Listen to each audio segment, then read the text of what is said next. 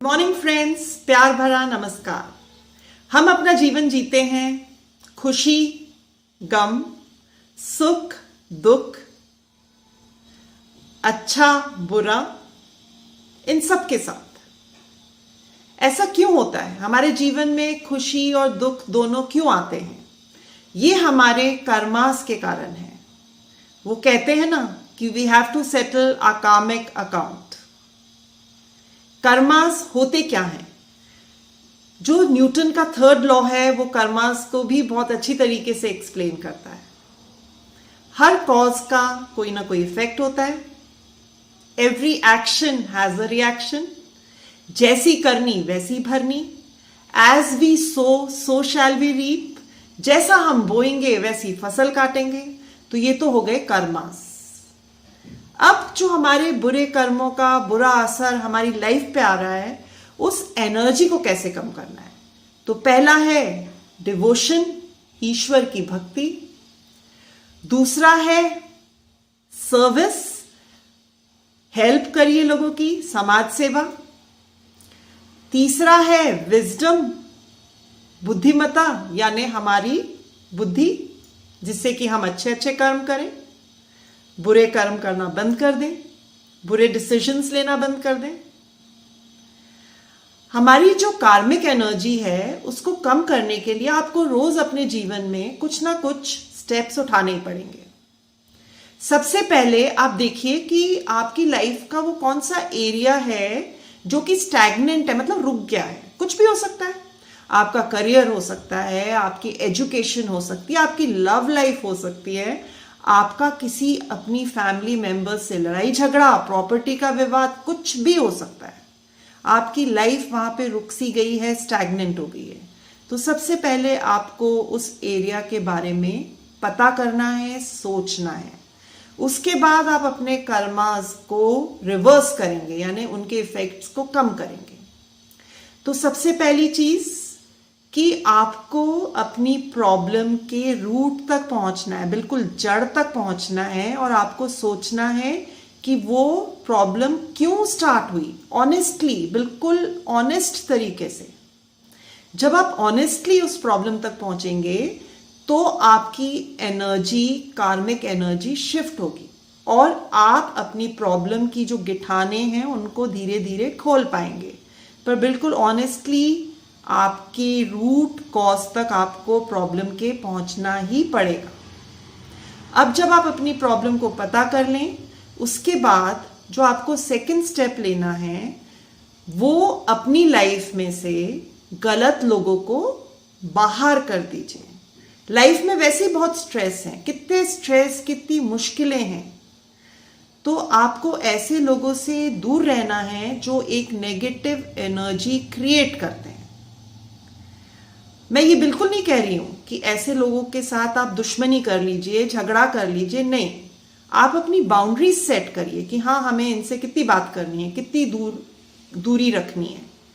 Politely उनके साथ आप एक डिस्टेंस मेंटेन करिए, आप कर सकते हैं। फिर थर्ड आपको क्या करना है? एक्सेप्टेंस। आपकी जो भी गलतियां हैं, जो भी गलत आपने किया है, उसको एक्सेप्ट करना। उसके लिए आपको अपने ईगो को बिल्कुल जीरो पे लाना पड़ेगा, तभी आप एक्सेप्ट कर सकते हैं। अगर आप बहाने बनाएंगे तो फिर कुछ नहीं हो सकता। जब आप एक्सेप्ट कर लेते हैं कि हाँ, ये मेरी गलती है, तो ही आपकी कार्मिक एनर्जी आपका साथ देती है। मैं आपसे ये बोलना चाह रही हूं कि एक्सेप्ट करने का मतलब ये नहीं है कि आप गिल्टी हो जाइए कि अरे ये क्या कर दिया मैंने। ऐसा नहीं, गिल्ट रिडन नहीं होना, आपको गिल्टी फील नहीं करना है। आपको सिर्फ उसको एक्सेप्ट करना है, जिससे कि फ्यूचर में आप अलर्ट रहें और वापस से कोई ऐसी गलती ना करें कि आपके कार्मिक अकाउंट्स जो हैं वो नेगेटिव हो जाएं। फिर अगला स्टेप आपको क्या करना है, जो एक और एक्टिविटी है, वो है आपकी स्पिरिट को, आपकी सोल को आपको नरिश करना है। नरिश करने का मतलब कि उसके अंदर आपको इतनी पॉजिटिविटी भरनी है हर तरीके से कि आप अच्छा महसूस करें। आपको देखिए, बहुत सिंपल चीजें करनी है। आप बैलेंस्ड डाइट खाइए, एक्सरसाइज करिए, आप फ्रेश एयर में जितना हो सके वॉक करिए, जाइए बाहर, बैठिए गार्डन्स में। उसके अलावा एम्पल ऑफ स्लीप यानी पर्याप्त नींद लीजिए, और सेल्फ रिफ्लेक्शन यानी कि अपने बारे में आप कहाँ सही हैं कहाँ गलत हैं उसके बारे में आप रिफ्लेक्ट करिए, उसके बारे में सोचिए। ये आपको करना है, ये नहीं कि आपको किसी को बताना है, आपको खुद ही रिफ्लेक्ट करना है आपके अंदर क्या है सही क्या है गलत, आप क्या सही कर रहे हैं क्या गलत कर रहे हैं। तो आपको सेल्फ रिफ्लेक्शन करना रोज बहुत जरूरी स्टेप है। ये सब आप करिए। उसके बाद जो आपको करना है वो बहुत इजी है और बहुत ज़रूरी भी है, और ये एक ऐसी क्वालिटी है जो सबको प्रैक्टिस करनी पड़ेगी, वो है फॉरगिवनेस।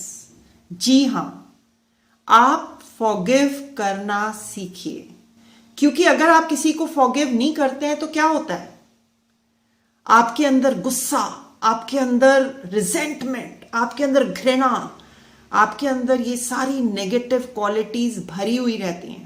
और जब ये सारी नेगेटिविटी आपके अंदर है तो आपके अंदर पॉजिटिव एनर्जी कैसे आएगी, आपकी कार्मिक एनर्जी और नीचे जाएगी और नीचे। तो आपको फॉरगिव करना ही पड़ेगा लोगों को। Learn to forgive. ये आपने कर लिया तो आप सोचिए कि आपकी कार्मिक एनर्जी कितनी जल्दी राइज होगी। उसके बाद एक और स्टेप है जो आपको अपनी लाइफ में इंक्लूड करना है, वो ये है कि कई बार हम अपनी प्रॉब्लम्स के लिए एक तरीके से सॉल्यूशन ढूंढते हैं और उसी पे काम करते रहते हैं, पर होता कुछ नहीं है। तो आपको नया तरीका ढूंढना है, आपको न्यू वेज अपनी प्रॉब्लम्स को सॉल्व करने के ढूंढने पड़ेंगे। जब आप नए तरीके से चलेंगे, ट्रायल एंड एरर, तो ही आपकी प्रॉब्लम्स सॉल्व होंगी। आप अगर वही पुराने तरीके से अपनी प्रॉब्लम को सॉल्व करने की कोशिश करते रहे तो कुछ नहीं होगा, आपकी प्रॉब्लम्स वैसे की वैसे रहेंगी। तो आपको नए तरीके फाइंड करने हैं अपनी प्रॉब्लम्स को सॉल्व करने के लिए। एक चीज और जो कि आपको करनी ही है, हम क्या करते हैं अपनी वीकनेस के बारे में ज्यादा सोचते हैं, कि जैसे सपोज मैं सोचूं कि मैं तो अच्छा बोल ही नहीं पाती हूं, मैं किसी को कन्विंस ही नहीं कर पाती हूं, बस मैं वही सोचती रहूंगी अपनी वीकनेस के बारे में, तो मैं अपनी एनर्जी को कम करती रहूंगी, मेरी एनर्जी कम होती रहेगी। आप ये समझिए कि आपकी वीकनेस ही आपकी सीक्रेट स्ट्रेंथ है, सीक्रेट स्ट्रेंथ। तो आपको अपनी वीकनेस को अपने ऊपर हावी नहीं होने देना है, आपको अपनी स्ट्रेंथ के बारे में भी सोचना है। आप बहुत अच्छे एक होस्ट हो सकती हैं, आप बहुत अच्छे समझिए लोगों की हेल्प करने वाले हो सकते हैं, आप समाज सेवा करने वाले हो सकते हैं। आपको अपनी स्ट्रेंथ पे काम करना है, अपनी वीकनेस के बारे में नहीं सोचना है। आप जब रोज धीरे धीरे ये स्टेप्स लेने लगेंगे तो आपकी कार्मिक एनर्जी जरूर सेटल होगी। और एक चीज और, कि कभी भी पीठ पीछे किसी की बुराइयां मत करिए, वो बहुत गलत चीज है, उससे आप अपने कर्मों को बहुत नीचे लेके जाते हैं। तो मैं ये होप करती हूं कि आप सब ये स्टेप्स फॉलो करेंगे और आपकी कार्मिक एनर्जी धीरे धीरे स्ट्रांग होएगी और जो प्रॉब्लम्स आपके सामने आ रही हैं वो बिल्कुल सॉल्व हो जाएंगी, सब लोग खुश होंगे।